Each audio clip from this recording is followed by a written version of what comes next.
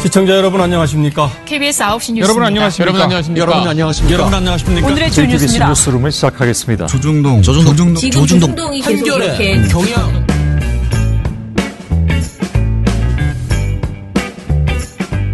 민원연의 미디어 탈곡기 341화를 시작하겠습니다.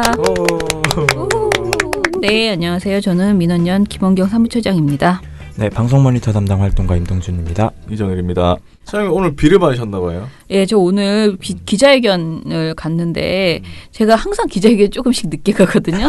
다른 사람은 다 우비를 입었는데 나만 우비가 나 지금 그런 게 한두 번이 아니에요. 나 혼자 비를 쫓다 맞고. 근데 그 우비 막 시작하고 있기 때문에 막 그걸 내가 우비를 찾습니다 이런 걸 할 수가 없어. 그리고 다들 우비 썼는데 나 혼자 우산 들기도 좀 그래. 그래서 그냥 가운데서 비를 맞으면서 했거든요. 무슨 기자회견? EBS 이사 선임 관련해서 방송독립시민행동이 사전에 검증 작업하잖아요. 그래서 5명의 부적격자를 나름 이제 검증을 해가지고 그 사람들에 대한 명단은 공개하지 않았고요. 그 사람들에 대해서 이제 방송통신위원회에 제출을 하는 그런 기자회견이에요. 근데 저번에 MBC 할 때도 이렇게 하지 않았나요? 네, 매번 했어요. 매번. KM 전부 다. 그런데 네. 아무튼 그 앞에 가서 이제 우리 취지를 얘기를 하는데 이번에는 사실 EBS 이사에서는 특히 이제 주목할 것이 교육부 장관이 한 명을 추천하면 거의 그 사람 무조건 되고요. 아무 검증 없이 그래요? 되고요. 예, 그 다음에 교총에서 추천하면 무조건 되고요. 이렇게 두 개가 그 동안에 한 10년 동안 10년이 아니고 꽤 오랫동안 이게 관행처럼 되어 있는데, 네. 근데 완전히 법에 의하여 이것이 뭐가 돼 있는 건 없더라고요. 특히 교총이 추천하는 거는 법에는 전혀 없고요. 대통령령으로 그 단체는 정한다 했는데 대통령령이 안 만들어져 있대요. 그런데 우리나라의 교육단체가 교총밖에 없는 게 아닌데 그러게요. 지금 계속 교총이 이 추천권을 받아서 하고 그리고 이제 전에 있던 그 안양옥 교총 회장인가요? 그 사람은 아주 난리 EBS 이사를 하다가 뭐 폭력이 벌어지기도 하고 다른 이사하고 싸워가지고 그리고 비례대표 나갔다가 다시 자기가 자기를 추천해서 다시 들어왔다가 그러니까 EBS 이사를 왔다 갔다 그렇게 했어요. 그러니까 정말 EBS 이사 자리가 그냥 교총에서 따놓은 당사인인 거예요. 그래 왔다 갔다 하는 거예요. 그런 일이 벌어지고 있는데 이번에도 이제 누구를 추천할지 어떻게 될지 우리가 완전히 전혀 알 수 없는 상황이기 때문에 그 사람들은 이번에 그 공개된 거기에 없는 것인지 있는 것인지도 솔직히 확인을 못 하겠어요. 그 명단이 공개가 안 돼서. 예. 그래서 그런데 이제 항상 그 사람들은 그냥 기본 티오로 잡고 아마 지금 발표된 그 후보자들 중에서는 7명만 9명 중에 2명은 그쪽에서 무조건 교육부와 교총에서 추천하고 7명만 여기에서 나오는 것으로 지금 저희는 그렇게 판단하고 지금 기자회견을 했는데 그런데 이제 그 기존 2명 이 문제는 여전히 굉장히 심각하고 뭐 이제 이렇게 생각하죠. 정권이 바뀌었으니까 교육부 장관이 추천하는 거 이제 좀 괜찮은 인물이 오지 않을까라고 생각하긴 하지만 그러니까 그런 사람들이 많잖아요. 근데 꼭 이렇게 장관이 물론 교육방송이긴 하지만 교육부 장관 정권을 가지고 있는 측에서 그렇게 한 사람 그다음에 교총은 완전히 어떻게 보면 정부도 아니고 그냥 그냥 무조건적으로 보수 집단에 가깝게 그렇게 하고 있는데 그쪽에서 한 사람 이렇게를 픽스 시켜가지고 하고 있는 제도 자체 그것도 법이 미비되어 있음에도 불구하고 관행으로 그것을 계속하는 거 이런 거를 오늘 좀 지적을 또 했고요. 나머지 사람들에 대해서는 이제 우리가 부적격 인사라고 5명을 선정을 했으니 이 사람들은 절대 되지 말아야 된다. 그 다음에 여성성이나 또는 뭐 지역성 이런 거 다 안배해서 이번에 또 됐으면 좋겠다. 라는 지적을 했어요. 근데 지금은 아직 MBC만 발표 났잖아요. 그러니까 KBS도 발표가 안 났고 해서 어느 수위로 규탄해야 될지 만약에 KBS까지도 MBC 수준으로 박문진 수준으로 만약에 이사가 선임이 되면 이제 뭐 오늘 완전히 방방 뛰고 난리가 났겠죠. 그런데 이제 일단은 MBC 가지고 할 만큼 했기 때문에 아주 이제 지쳐서 오늘은 그냥 좀 점잖게 EBS는 정말 손타지 마라. EBS라는 그 교육방송에 아주 어떻게 보면 되게 숭고하고 정말 그런 조직이잖아요. 그러니까 EBS에 대해서는 정말 정권이나 뭐 민주당이든 뭐 새누리당이든 자유한국당이든 어느 당도 손타지 말았으면 좋겠다라는 생각이에요. 그래서 그 부분에 대해서 강조하는 그런 기자회견이었습니다. 자, 그런데 오늘 아침에 이제 나오다 보니까 난리가 났죠.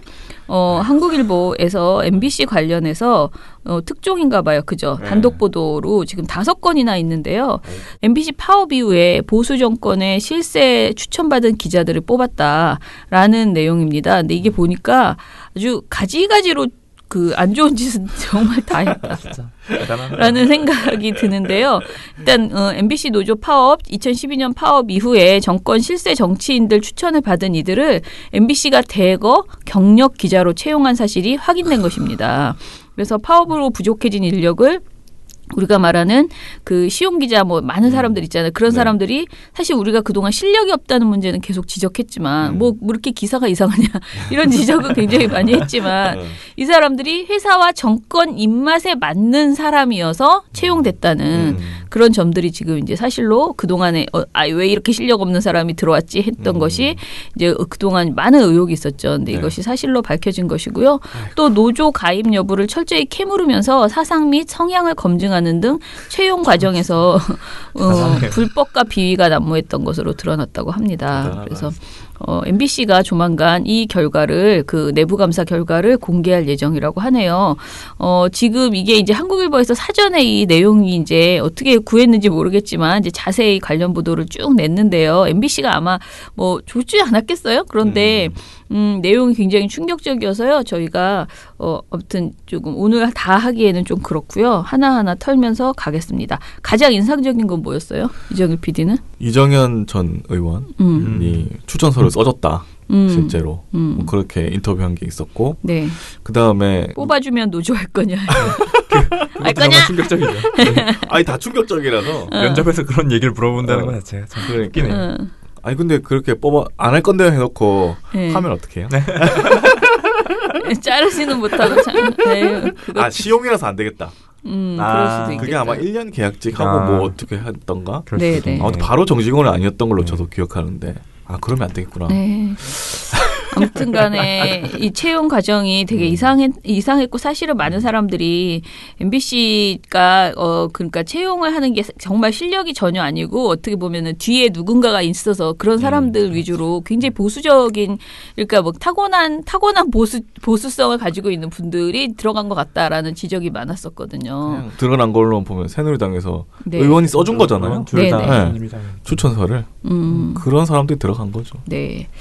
지금 제가 방송을 하고 있는 이 사이에 전국언론노조 MBC 본부에서 성명을 냈습니다. 제가 아까 한국 그 일보 보도에 대해서 얘기를 했잖아요. 네. 근데 정말 분노의 그 폭풍 분노의 성명을 냈는데 설마 이 정도일 줄은 몰랐다. 그러면서 MBC 적폐 경영진과 그 하수인들이 이런 일을 저지르다니 그러면서 이제 그 한국일보 기사를 쭉 정리를 했어요. 그래서 뭐 그 중에서 아까 말한 그 이정현 홍보수석 그리고 홍문종 새누리당 의원 등 박근혜 정권 실세들이 추천서를 받아서 이렇게 합격을 한 거. 그다음에 모집 공고 기준을 충족하지 못하는 지원자도 무더기로 합격하고 기자 경력이 전무하거나 만 2년 이상 기자 경력에 미달되는 자들이 대거 합격했고 지원도 하지 않은 사람을 면접에 끼워 넣는 방식까지 동원됐다고 합니다. 야, 이거는 무슨 대단하네요. 네. 사기업도 이렇게는 안 할 건데. 이력서도 안 되는데 면접부터 보러 오라고 하는. 세상에 공영방송을. 그리고 사실 제일 충격적인 것은 그 권지용 부사장의 동서가 이 헤드헌팅 회사의 그 사장이었다고요? 그게 제일 황당한 것 같아요. 그러니까 이거는 아주 식구들끼리 그 해다가 해먹은 거잖아. 그 헤드헌팅 하는 일을 어떻게 공영방송에서 이런 일이 벌어질 수가 있는지 진짜 정말 나쁜 것 같습니다. 그래서 저희도 오늘 빨리 이거 논평을 쓰고요. 뭐 최대한 더 조금 더 알아보는 방향으로 하겠습니다.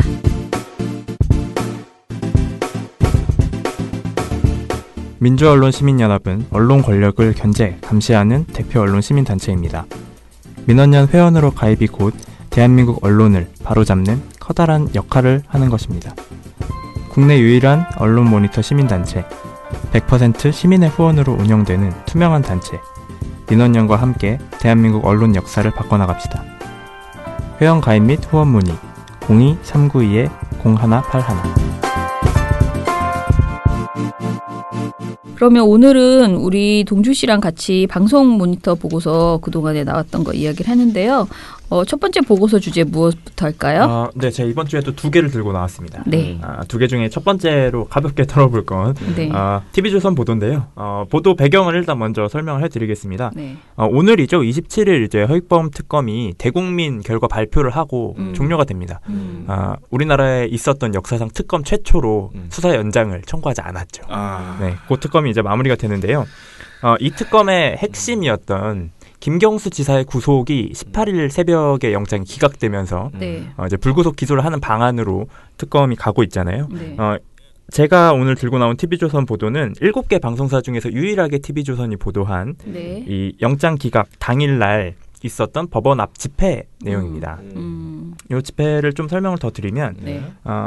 2가지 단체가 왔습니다. 양쪽의 단체가 온 거죠. 네. 김경수 지사의 지지자와 네. 그를 반대하는 극우 단체가 와서 이제 영장 기각을 한쪽에서는 외치고 또 다른 한쪽에서는 영장 발부를 이제 촉구를 한 건데요. 네. 네. 요 관련된 보도를 유일하게 TV조선이 내놨습니다. 네. 주로 TV조선만 문제가 있는 거예요. 유일하게 혼자만 보도를 했기 때문에 딴 데는 그렇죠. 네. 이 내용을 다룬 방송사 자체가 TV조선밖에 없었어요. 집회는 TV조선만 다뤘다는 그렇죠. 거죠. 네. 보통은 이 앞에서 끊는 게 정상이거든요. 구속영장이 청구되지 않은 것 자체로 기각된 것 자체로 그것까지가 하나의 뉴스인데 네. TV조선이 굳이 이 뉴스를 포함을 시킨 거죠. 네. 무슨 내용이었는지 약간 궁금하네. 그러니까요. 단독이네. 네, 단독 보도의 문제점. 단독의 문제점을 봅시다. 네. TV조선이 단독을 달진 않았지만 7개 방송사 중에서 혼자로 했기 때문에 그건 단독이지. 단독이라고 봐도 되겠죠? 네. 자, 문제점을 좀 짚어드리면요. 네. 가장 첫 번째는 일단 사실관계 왜곡이 있습니다. 네. 그리고 두 번째는 김경수 지사의 지지자들에 대해서 굉장히 일방적으로 불합리하게 공격적으로 보도를 편성을 했어요. 그리고 세 번째는 김진태 의원, 자유한국당 김진태 의원 아시죠? 김진태 의원이 이것과 관련해서 또 SNS에 글을 올렸어요. 또 그 글을 또 이제 막 소개를 하는데, 자, 먼저 첫 번째로 어떤 사실관계 왜곡이 있었느냐? 네. 이 TV조선이 보도를 시작하면서 신동욱 앵커가 이렇게 설명을 해요. 예, 김 지사는 오늘 오전 영장 실질 심사를 받으러 법원에 나왔습니다. 법원 앞에서는 지지자들과 보수단체 회원들이 한데 엉켜 팽팽한 장외 논쟁이 벌어졌고 정치권의 논쟁도 치열했습니다. 이어서 백연상 기자가 보도합니다. 이것만 듣고 보면 뭔가 이 김경수 지사가 구속영장이 기각된 거에 대해서 막 법원 앞에서 양측이 막 대립하고 막 우리가 흔히 생각하는 뭐 싸우는 집회 막 이런 모습이 연상이 되잖아요. 네. 그러고 나서 이제 기자도 리포팅을 들어가서 이렇게 말을 하는 거죠. 문제가 있는 듯이 얘기를 하는 거죠. 뭐 김경수 경남지사의 팬클럽 회원 100여 명이 파란색 바람개비를 흔들며 법원 앞에 길게 늘어섰습니다. 뭐 이렇게 얘기한 다음에 특검을 맹비난하며 김 지사의 무죄를 주장합니다. 이렇게 막 집회를 했다는 거예요. 그래서 제가 이 보도 영상을 쭉 봤어요. 봤는데 어디에도 이 두 단체가 싸우는 장면이 없습니다. 굉장히 오히려 침착하게 폴리스 라인을 이렇게 잘 지키는 그 뒤에서 이렇게 뭐 피켓을 들거나 목소리를 외치는 장면이 나와요. 그래서 제가 정말 이게 너무 궁금해서 싸웠을 수도 있잖아요. 그래서 정말 갖가지 매체들의 사진을 다 봤어요. 네. 없습니다. 그래서 도대체 왜 이렇게 없었는데 얘네가 논쟁이 벌어졌다고 했을까라고 해서 제가 로드뷰를 찾아봤습니다. 로드뷰를 찾아봤는데 근거리에서 벌어진 건 맞아요. 이 극우 단체는 법원 바로 앞에서 했고 이 지지자들은 약간 떨어진 빌딩 앞에서 했습니다. 네. 그러니까 근거리에서 벌어진 건 맞는데 이 둘이 마치 시비가 붙을 만큼의 거리가 아니었던 거예요. 약간 떨어져 있는 거리였던 거죠. 네, 그렇다 보니까 논쟁이 벌어졌다, 막 몸 한 대 엉켰다고 했는데 그럴 상황이 아니었던 거죠. 일단 여기서부터 사실관계가 틀렸던 거예요. 그러고 나서 이 뒤에 특검을 맹비난하면서 김 지사의 무죄를 주장했다고 했잖아요. 네. 그러면서 TV조선이 하나의 인터뷰를 보여줍니다. 근데 이 인터뷰가 김 지사의 팬클럽 미소천사의 회원이에요. 네네. 근데 이분이 외치는 게 이 문장 그대로 들어보세요. 영장은 기각되어야 됩니다. 우리 수많은 팬들이 김경수를 지켜드릴 겁니다. 여기까지만 나와요. 근데 이분이 약간 격양된 목소리로 이렇게 말씀을 하시거든요. 네. 그렇다 보니까 마치 뭔가 그냥 이 앞에 설명만 듣고 이 내용을 그냥 흘려 들으면 뭔가 굉장히 비판하고 뭐 비난하는 특검을 비난하는 것 같은데 사실 내용을 보면 그게 아니거든요. 그러네. 그냥 영장을 기각을 주장을 하는 거고 김경수를 지켜드리겠다, 뭐 지켜주겠다, 뭐 이런 얘기예요. 그냥 일반적인 지지자가 하는 말이었던 거죠. 네. 근데 이걸 그렇게 설명을 한 겁니다. 논쟁이라고.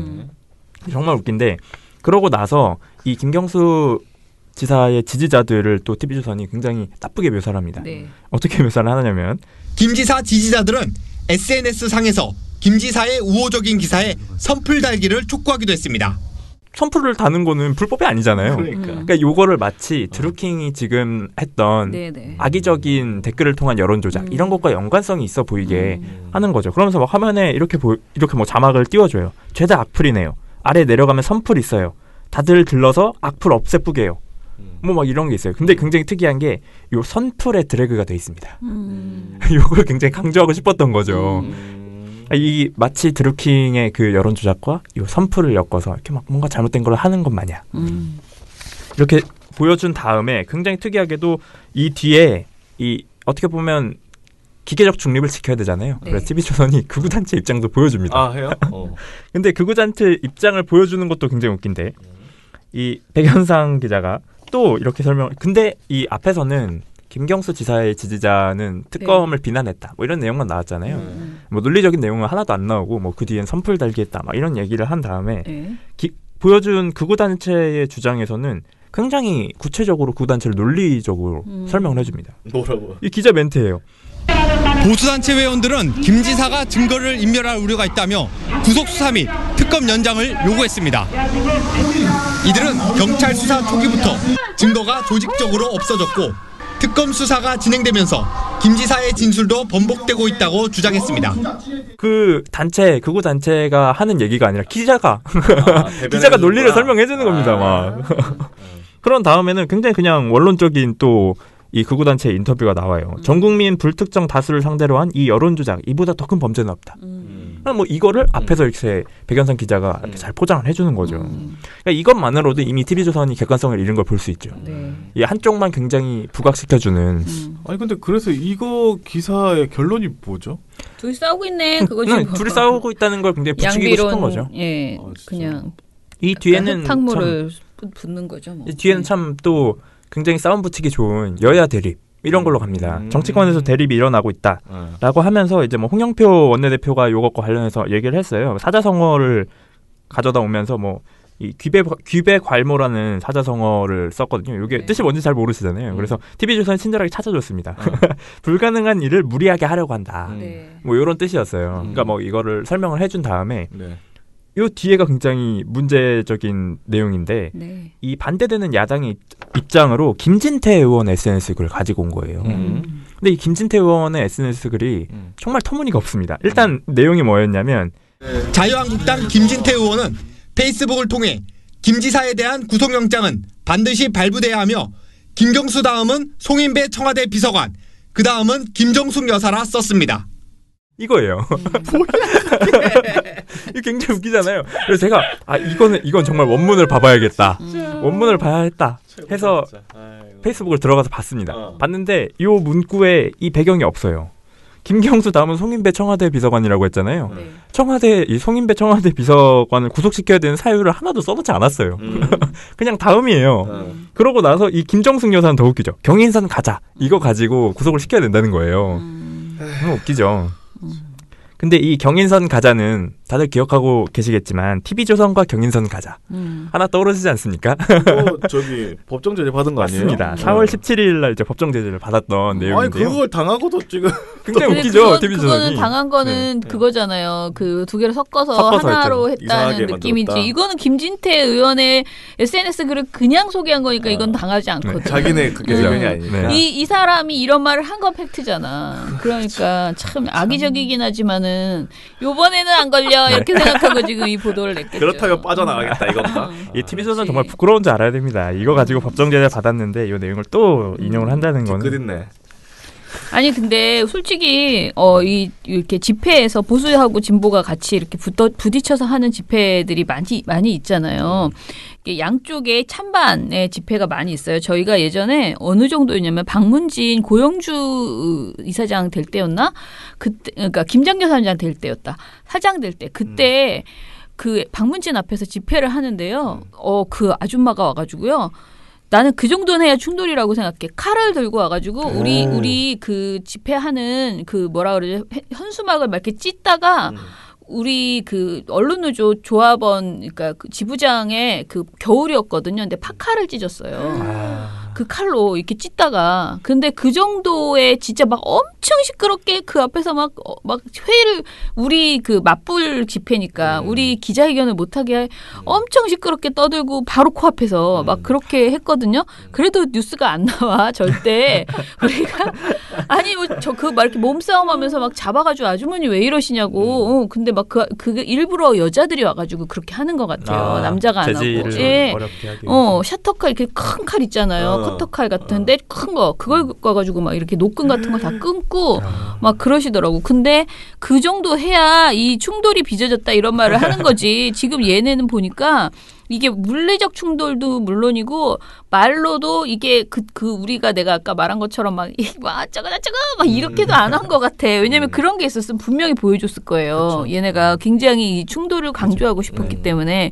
근데 너무 밍밍한 인터뷰들만 둘이 나온 거 보면은 실제로 충돌이 없었는데도 불구하고 얘네가 이것을 굉장히 심각한 충돌처럼 느껴지게 뭐 논쟁 이런 식으로 이야기를 해가지고. 또 현장에서 뭐 붙은 줄 알았네. 네, 그런 게 네. 없습니다. 사실 보면. 그러니까 뭐 꽃이라도 던졌는 줄 알았는데 그런 거 없었던 것 같습니다. 자, 그래서 이게 좀 오버하는 보도이긴 한데 참 심의에 넣기에는 어려움이 있네요. 아주 이런 식으로 이렇게 뭐라 그러죠? 깐족깐족거리는 이런 보도들은 참 어려워요. 자, 두 번째 보고서 주제는 무엇인가요? 제가 오늘 두 번째로 들고 나온 보고서는 청취자분들께서도 보셨을지 모르겠지만 20일 날 조선일보가 낸 보도 요걸 중심으로 해서 이 보수 언론에서 개성연락사무소 개소가 대북 제재 위반 가능성이 있다.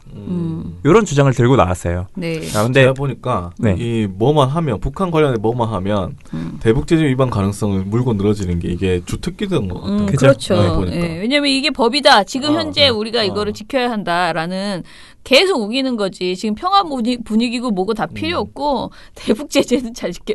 그거 이제 금과 옥조처럼 지금 엄청나게 중요한 그런 것이죠. 지금 이거를 약간 평화 분위기를 깰 수 있는 요소라고 판단을 하는 것 같기도 하고요. 네.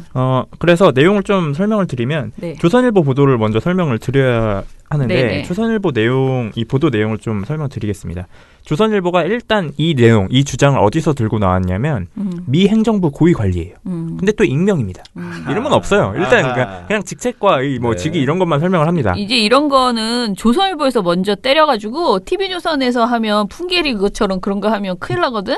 그러니까 조선일보에서 하면 오버건 뭐건 어떻게 제재가 안 되잖아. 그러니까 조선일보에서 먼저 한 다음에 그걸 받아서 방송에서 이제 하는 식으로 한 언론에서 뭐 이러든지 그렇게 갑니다. 정말 보도가 이렇게 그렇게 되는 갑니다. 거지. 그래서 이 미 행정부 고위 관리가 뭐라고 했냐면 공동연락사무소 개소를 위해 한국이 에너지, 건설자재, 기술 장비, 기타 물품을 북한에 공급하고 있다. 이러한 움직임은 유엔 대북제재 위반이 될 수 있다라고 발언을 한 거예요. 그러니까 그걸 가지고 이렇게 확대 해석을 한 겁니다. 가능성이 있다고. 그 다음에 뭐 이분이 굉장히 강경한 발언을 엄청나게 해요. 뭐 개성연락사무소가 미국 독자 제재를 준수하는지 여부와 관련해서도 미국 정부는 심각한 의문을 제기하고 있다. 미국 법에 따라 조사할 의무가 있고 위반 사항이 발견되면 처벌해야 한다. 이는 미국을 어려운 입장에 서게 할 것이다. 뭐 이런 발언을 했어요. 이런 걸 가지고 미국 이것만 읽어보면 굉장히 미국 정부가 지금 화 많이 난 것 같다. 개성연락사무소를 대북제재 위반이라고 생각하고 있구나 라고 볼 수 있었죠. 근데 굉장히 웃긴 게 이 발언이 미국 정부의 공식 입장이 아닙니다. 그냥 이 조선일보가 인터뷰한 고위 관리의 발언이었던 거예요. 누군지 몰라요. 있는지 없는지도 알 수 없어요. 우리. 익명이기 때문에 있는지 없는지 검색을 할 수도 없어요. 저희가. 끝까지 밝히지 않을 겁니다. 죽을 때까지 밝힐 수 없다고 웃길 겁니다. 아마 취재원을 보호해야 한다고 주장하겠죠. 미국 정부의 입장은 뭐였어요, 그러면? 그냥 미국 정부의 공식 입장이 없었습니다. 없었어요?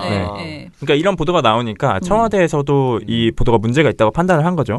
그래서 당일 20일에 이 김의겸 대변인이 정례 브리핑에서 뭐라고 발언을 했냐면 우리 정부는 제재 위반이 아니라고 판단하고 있다라고 해서 반박을 한 거예요. 정면 반박을 한 거죠. 근데 이 근거가 무려 4가지나 됐습니다. 청와대가 굉장히 구체적으로 반박을 한 건데 첫 번째는 연락사무소 설치가 한반도 군사적 긴장 완화와 평화 정착을 위해서 가장 기본적인 사업이라는 거죠. 연락사무소를 설치하게 될 경우에 상호의 뭐 의견 교환이라든지 대화의 창이 열리는 거기 때문에 당연한 거잖아요. 두 번째로는 남북 간의 상시적인 소통 체제를 유지하는 것, 그것이 북미 간 비핵화 협상을 촉진하는 데 기여를 하게 된 것이다. 북한과 미국의 문제를 해결하기 위해서 남북이 긴밀하게 교류를 할 필요가 있다는 주장이죠. 똑같은 이 김의겸 대변인이 뭐라고까지 얘기를 했냐면 대북 제재를 하는 이유도 결국 비핵화를 앞당기기 위한 것인데 연락사무소 설치가 비핵화 협상을 촉진하는 데 기여할 거라는 거죠. 그러니까 연락사무소 설치가 비핵화 뭐 대북 제재에 위반되는 게 아니라 오히려 그 대북 제재의 기조가 된 비핵화를 문제를 해결하는 데에 장치로 쓰인다는 거죠. 세 번째가 우리 정부 대표의 활동과 편의를 위한 목적으로만 이 사무소를 지원하기 때문에 북한에 대해서 경제적 이익을 주는 게 아니다. 그리고 대북 제재의 기조가 그거잖아요. 결국 북한의 어떤 경제적인 이익, 실익을 주기 때문에 이걸 제재하는 건데 그게 아니라는 거죠. 그건 정말 설득력 있다, 그죠? 그죠? 세 번째 거는 아무리 그렇게 말해도 쟤네는 귀퉁이로도 못 듣거든요. 이건 정말 반박하기 무슨 힘듭니다. 말인지 걔네는 계속 우기거든. 현행법 위반이야 이러면서 스토리하기 때문에. 근데 그 네 번째 거는 실제로 걔네한테 아무 도움이 안 되는데, 그죠, 그거는 설득력 있는. 그리고 마지막 네 번째가 이 연락사무소, 남북 연락사무소가 4.27 남북정상회담에서 합의가 됐고 그리고 6.12 센터사 합의, 북미 정상회담이었죠. 북미 정상에서도 포괄적으로 계승돼 있다 내용이. 그렇기 때문에 이미 남북 정상이 합의했고 북미 정상이 확인한 내용이다. 아무 문제가 없다는 거죠. 아니 근데 진짜 이렇게 치면 트럼프가 김정은 만나는 것도 대북 제재 위반이야. 위반이죠. 네. 뭐야 이게? 다 위반입니다. 그렇게 하면. 다 위반이야. 만나면 그렇죠. 그렇게 따지면. 맞잖아요. 정말 웃깁니다. 자, 이거. 그런데 이 조선일보 보도를 방송사 중에 누가 받았나요? 이 받은 방송사가 3개가 있었습니다. 근데 이 정도 3개면 또다시 예측이 가능합니다. 네네. 뭐 TV조선, 채널A, MBN. 네, 정답입니다. MBN은 좀 이제 이런 데서 빠져주는 이런 눈치를 좀 보여야 될 텐데 참 이렇게 눈치가 없어서 큰일 이걸 났습니다. 한번 조금 더 설명을 드리면 사실 이날이 어떤 날이었냐면 네. 남북 이산가족 상봉 행사가 있었던 날입니다. 네. 그렇기 때문에 타 방송사들이 이 얘기를 안 한 거예요. 그리고 중요도가 그렇게 높지 않았죠. 그리고 청와대가 굉장히 해명을 잘하기도 했고요. 네. 그러니까. 그래서 이 보도량을 제가 한번 비교를 해봤는데 먼저 이산가족 행사 보도량에서는 KBS가 1등이었습니다. 5건을 했고요.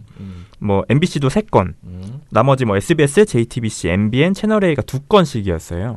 TV조선 유일하게 1건이었습니다.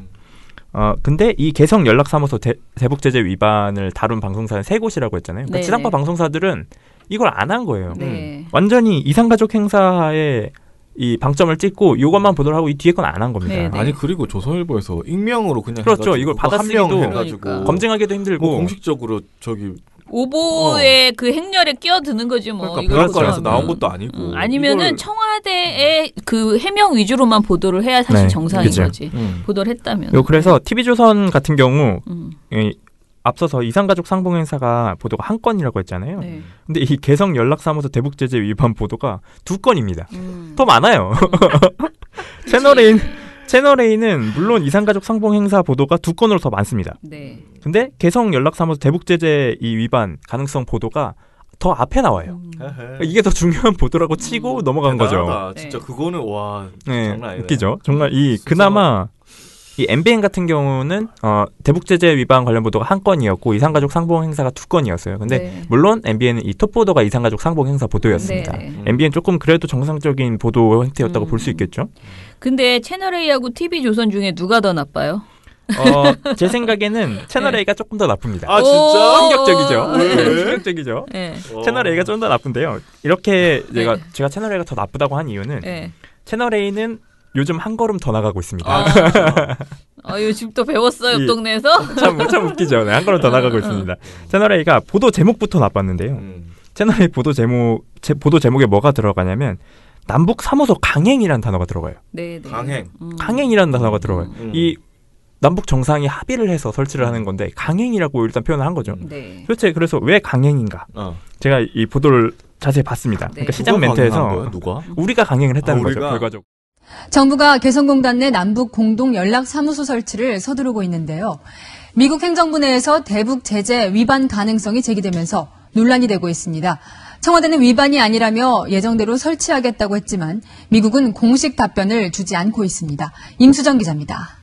이렇게 얘기하는 거예요. 미국이 공식적인 답변을 주지 않았는데 청와대가 지금 밀어붙이고 있습니다. 이렇게 얘기를 하는 거죠. 그러니까 강행이라고 된 거예요. 미국 허락이 안 떨어졌는데. 그렇죠. 왜 하느냐라는 거죠. 그러고 나서도 이 보도에서 기자도 똑같이 얘기를 합니다. 이 조선일보 논리를 막 설명을 해요. 미 고위 관리가 뭐 미국 정부 내에서 이런 입장이 나왔다라는 걸 설명을 한 다음에 개성공단 내 남북공동연락사무소 개소를 앞두고 대북제재 위반 논란이 제기됐습니다. 미 행정부 고위 관계자가 연락사무소 개소에 대해 한국이 제재를 위반하는 위험에 빠지는 것이라고 했다는 언론 보도가 발단이 됐습니다. 조선일보가 발단이 됐다. 그렇죠. 조선일보 발단이라는 거죠. 자기네 근거는 조선일보다라는 걸 얘기하는 거예요. 조선일보가 문제네 그러면. 굉장히 웃기죠. 뭐야 이게. 이게 정말 웃기다. 그러니까 조선일보 보도를 일단 사실로 깔고 가는 겁니다. 이거는. 그러니까 이게 사실이니까 뭐 한국 정부가 지금 강행하고 있는 거예요라고 설명이 되는 거죠. 그러고 나서 이 채널A가 또 나빴던 점은 청와대 입장을 제대로 전달을 안 해줍니다. 그러니까 청와대가 이렇게 구체적으로 4가지의 근거를 들어서 반박을 했잖아요. 그런데도 불구하고 채널A가 보여준 우리 정부 입장은 청와대는 즉각 반박했습니다. 한반도 평화를 위한 사업이고 우리 정부 대표의 활동만 지원하기 때문에 위반이 아니라는 겁니다. 이게 끝이에요. 야. 구체적인 설명이 더 없습니다. 야, 진짜. 그러고 나서 이 구체적인 설명이라고 보여준 게 여당도 거들었다. 이렇게 얘기를 하면서 여당이 거들었다는 거예요. 홍영표 원내대표 발언을 보여주는데요. 홍영표 원내대표가 여당도 거들었습니다. 개성 남북 연락사무소에 대해서는 한미 간에 어떠한 의견도 없고 지금 잘 추진이 되고 있습니다. 이렇게 발언한 거예요. 굉장히 원론적이잖아요. 그냥 이게 잘 추진되고 있고 미국하고도 공조하고 있어요라는 얘기인데 그냥 원론적인 거잖아요. 뭐 청와대를 감싸거나 조선일보를 뭐 심지어 비판했다거나 그런 게 아니거든요.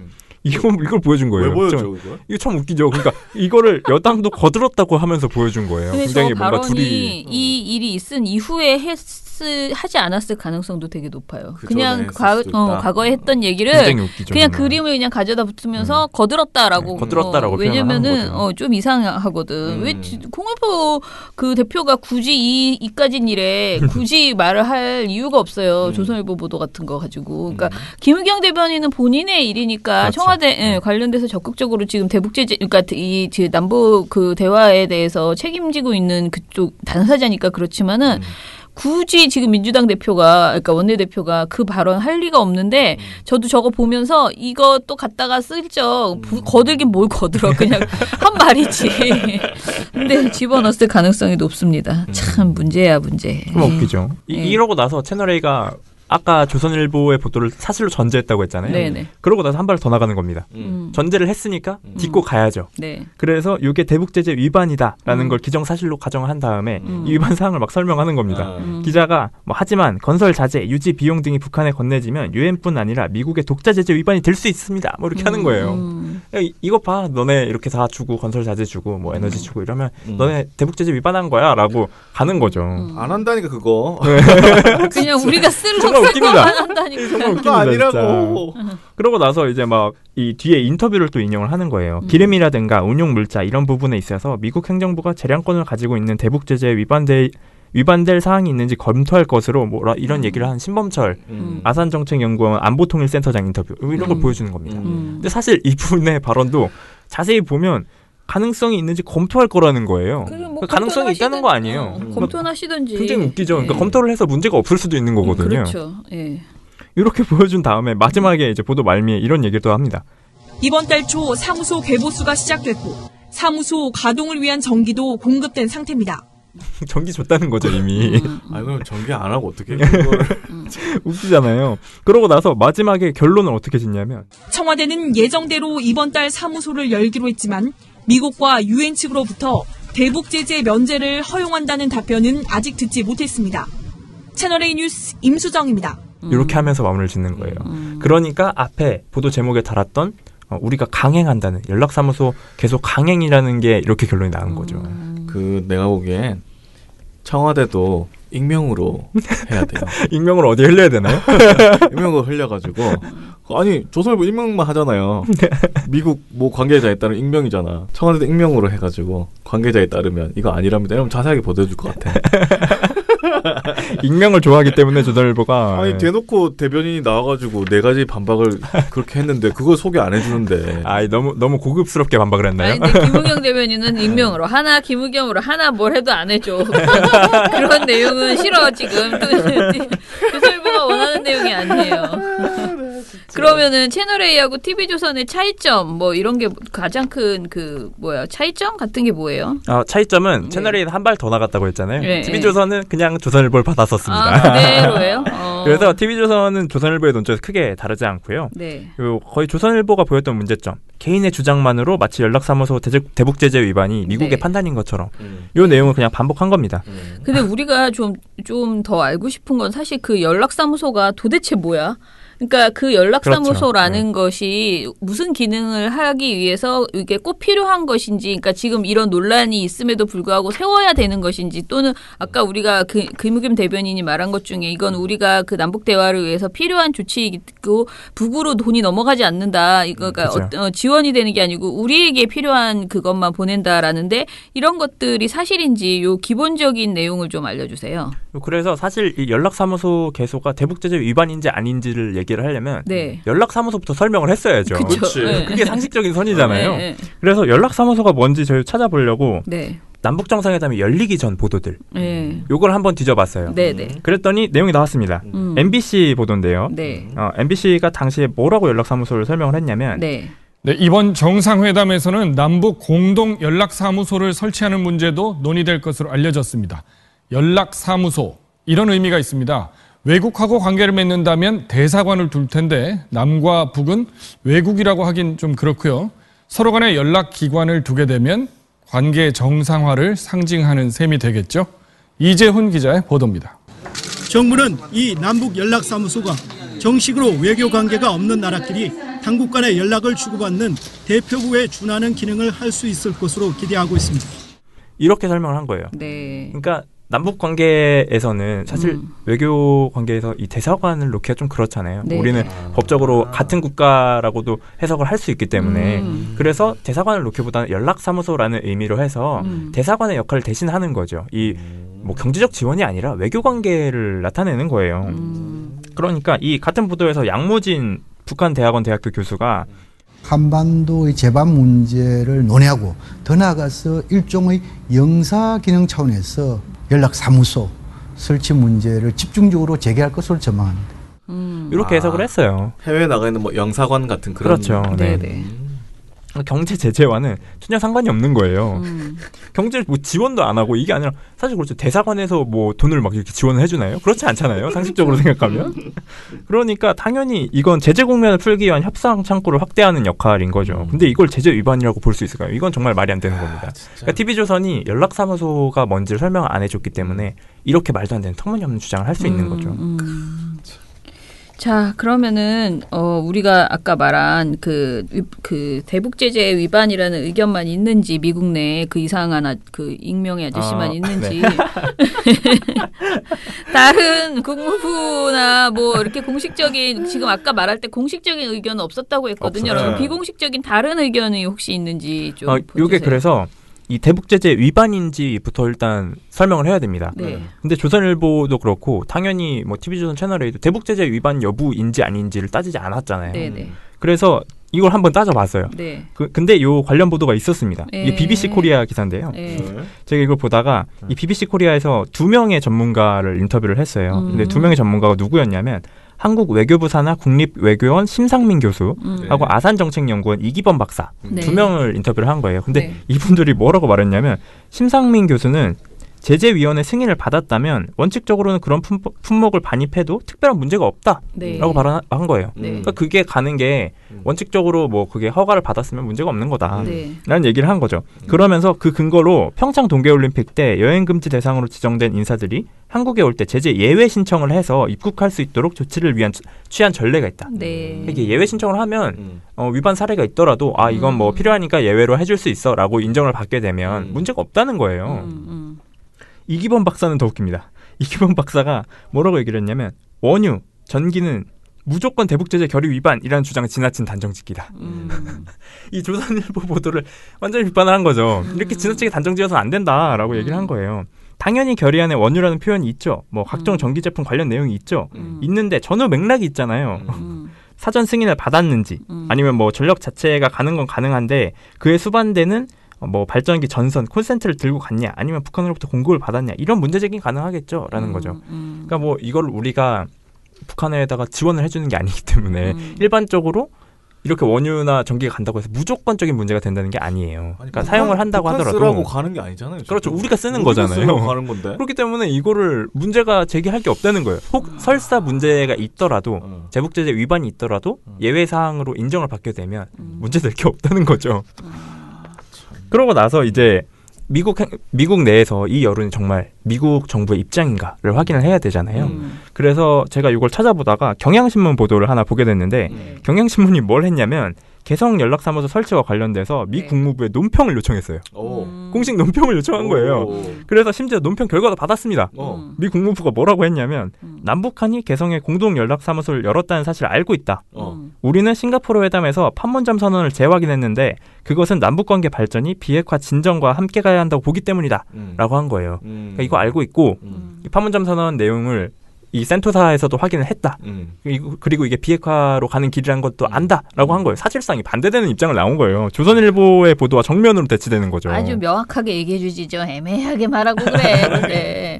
근데 아무튼 간에 알고 있고 문제 삼지 않겠다라는 것을 분명하게 그렇죠. 말했네요. 그죠? 그리고 조선일보가 쓴 그 미 행정부 고위 관리 익명의 미 행정부 고위 관리보다 미 국무부의 공식 논평을 요청해서 받은 게 누가 보더라도 신뢰성이 더 높잖아요. 그리고 이건 조선일보뿐만 아니라 TV조선 채널A가 이걸 만약에 받았을 거였다면 추가 취재를 이렇게 해서 냈어야죠.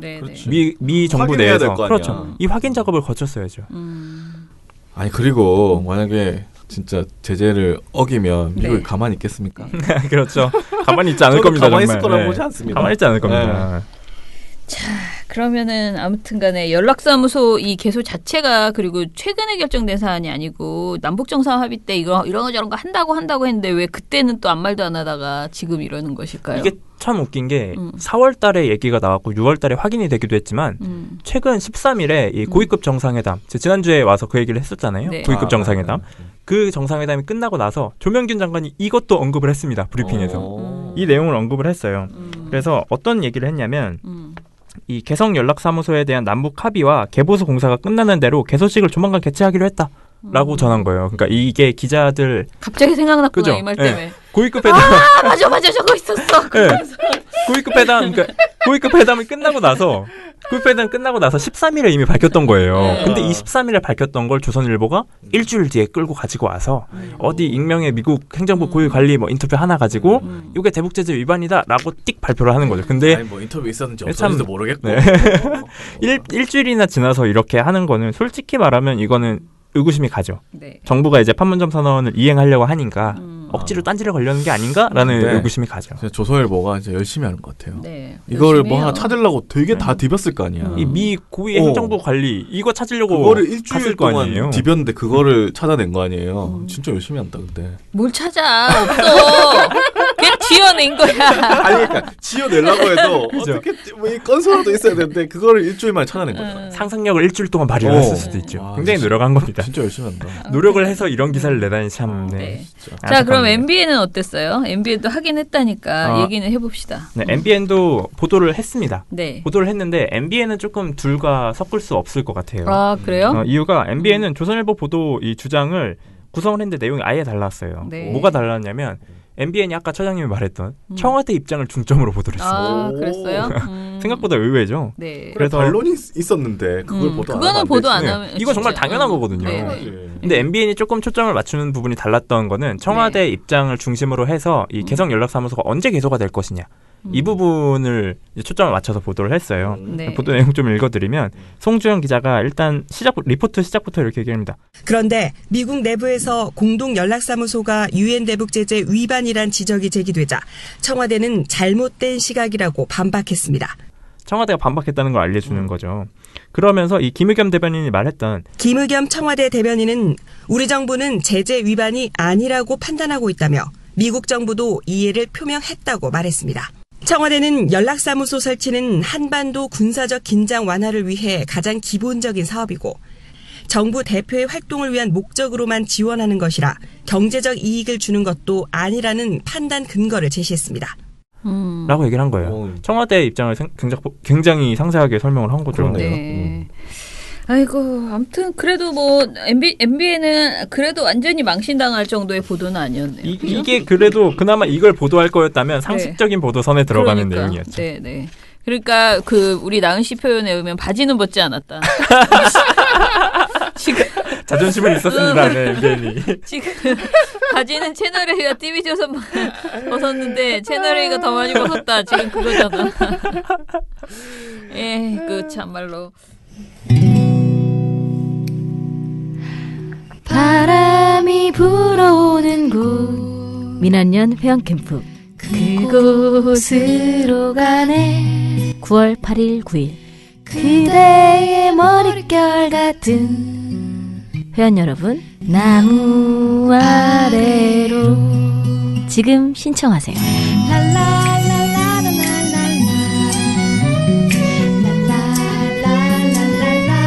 같이 가자 회원캠프.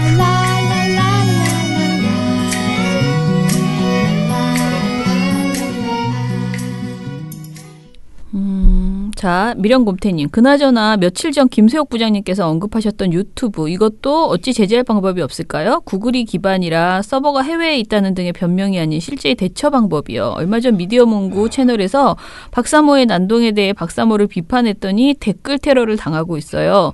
이런 사람들을 제재할 방법이 없을까요? 요새 가짜뉴스도 엄청 만들던데 정말 계정 싹 정지시키고 싶을 정도네요. 라고 하셨습니다. 저도 생각을 해봤는데 네. 이게 방법이 지금 없지 않습니까? 네. 없죠. 하나가 있습니다. 뭔데요? 과거로 돌아가는 겁니다. 그건 또 뭐야? 인터넷 실명제. 그런데 그것은 쉽지 않습니다. 그러니까요. 네, 불가능합니다. 아니 진짜 아무리 생각을 해봐도 이 계정을 많이 만들어가지고 다른 사람과 계정 사고 이렇게 계속 이렇게 돌리고 이러면은 사실 방법이 없거든요. 근데 이거는 근데 인터넷 그러니까 그걸 잡겠다고 인터넷 실명제라면 또 표현의 자유가 너무나 위축된다라고 해서 절대로 안 된다고 하죠. 자, 그리고 미령곰탱님 또 하나 써주셨는데 되게 긴데요. 이걸 다 읽기는 좀 그렇고 일단은 우리가 지적했던 내용들 하나하나 다 얘기를 하셨습니다. 네. 금요일 방송 진짜 부들부들했고 그리고 지상파 중간 광고 걱정된다고 하셨고요. 그리고 유민지 부장 덕분에 빵빵 터지는 토요일 수다맨 행사였다. 그러니까 신입 회원의 날 행사에 대해서 이야기를 하셨고요. 그리고 임모 활동가는 이제 BW 팀장님을 넘어선 엄청난 셀럽이 업무 활동가는 BW 팀장님을 넘어선 엄청난 셀럽이 되었군요. 라면서 놀렸습니다. 아, 이런 거 이제 그만하세요. 제가 보기에 우리 활동가들 가지고 이렇게 너무 경쟁시키는 거 저는 별로인 것 같아요. 이제 그만해 주시기 바랍니다. 경쟁이 되나요, 근데? 아니, 근데 이거 경쟁해요. 경쟁해요? 네. 아, 진짜? 아, 그거 몰랐다. 그런가요? 네. 그리고 네, 그리고 이거는, 김규명 활동가하고 오천홍 활동가 마지막이었다는 거 아쉬워해 주셨고. 네, 너무 아쉬웠습니다. 네. 티에노님. 신입회원 모임 요약 잘 들었습니다. 유민지 팀장님 고생하셨어요. 근데 일회용 와인잔이 있군요. 네. 저도 처음 봤습니다. 저도 처음 봤습니다. 이렇게 또 도시의 세상을 알아갑니다. 라고. 그리고 또 못 가서 죄송하다고 이렇게 올려주셨는데 좀 아쉽습니다. 저도. 네. 그리고 뭐 회원분들 중에 저랑 비슷한 생각이 있으신 분이 있다고. 최영님이 BMW가 너무 잘 타서 싫으시다면 소셜 포지션에 맞게 아우디 정도 타시면 된다고 이렇게 올려줬습니다. 네. 아, 참말로.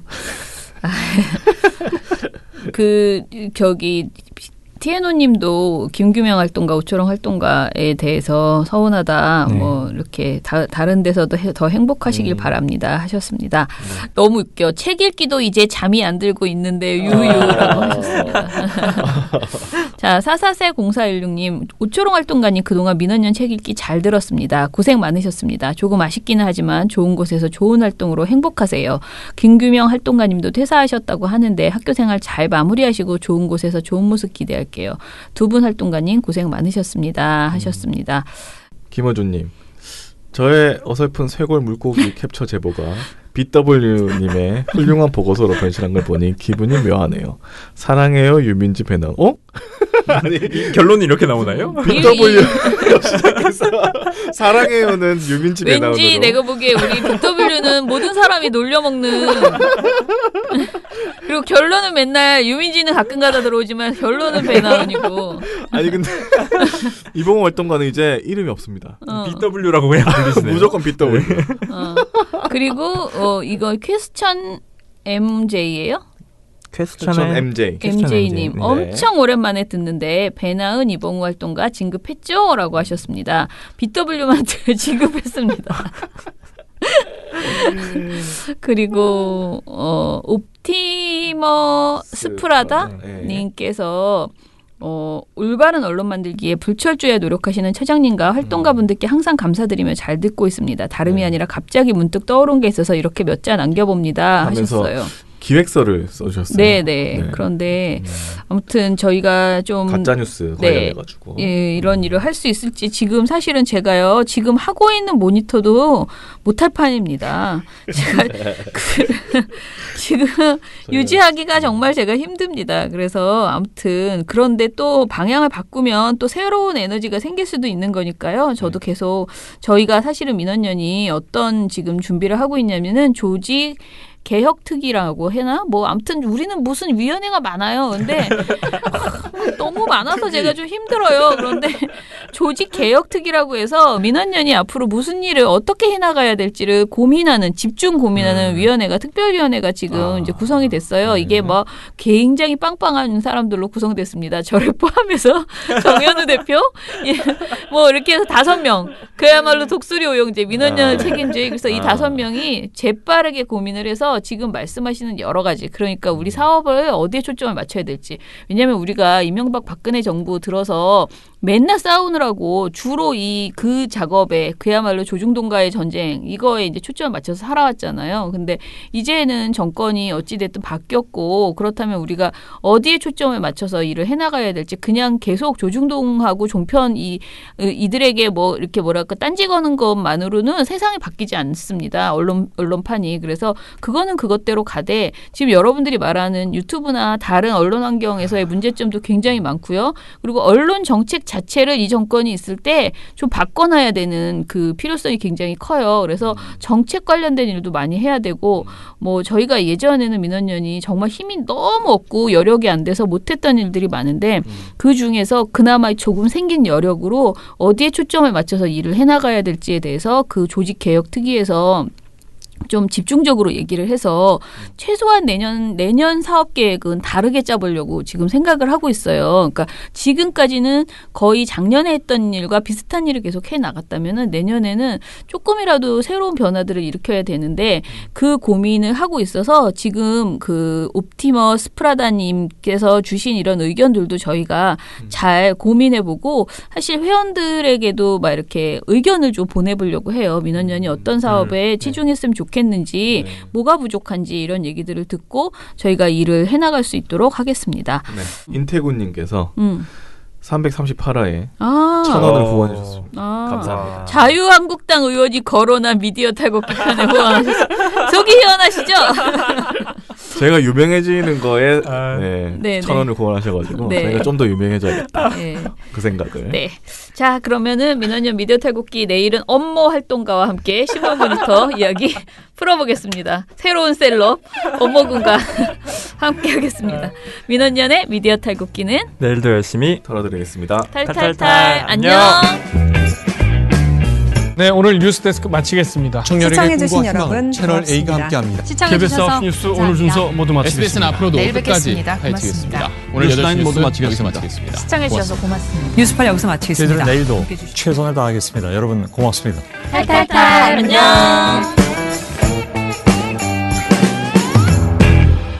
우리 아빠는 슈퍼맨이에요. 종편 막말 패널들도 퇴출시켰고요. 보도지침 책도 만들었고요. KBS, MBC 적폐의 사진도 퇴출시켰고요. 언론교육도 하고요. 매일매일 방송과 신문을 감시해요.